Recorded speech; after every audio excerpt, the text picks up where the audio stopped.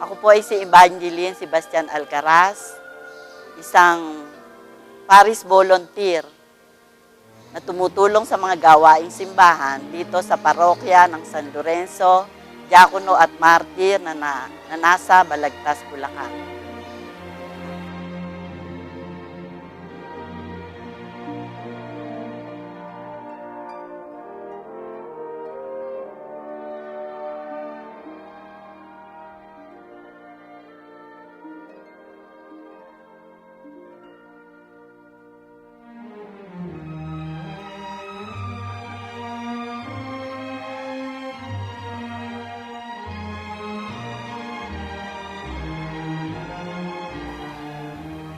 Ang ating patron dito sa aming simbahan ay si San Lorenzo, Diakono at Martir. Ang aming pong kapistahan ay tuwing ika-10 ng Agosto.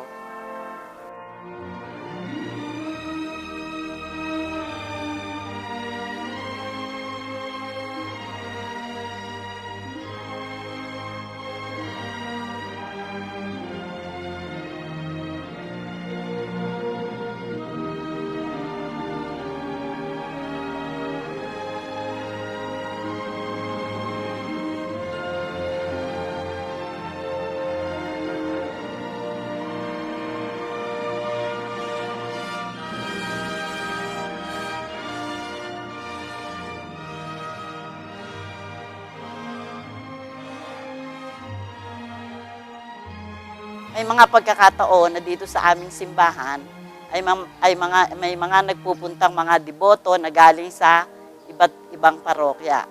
Kahapon lang, may nagpunta dito na galing sa Cavite, mga 4 na truck sila. Ganun. Tapos mayroon pang mga nagpapasabi na sila ay pupunta dito upang makita nila ang aming simbahan.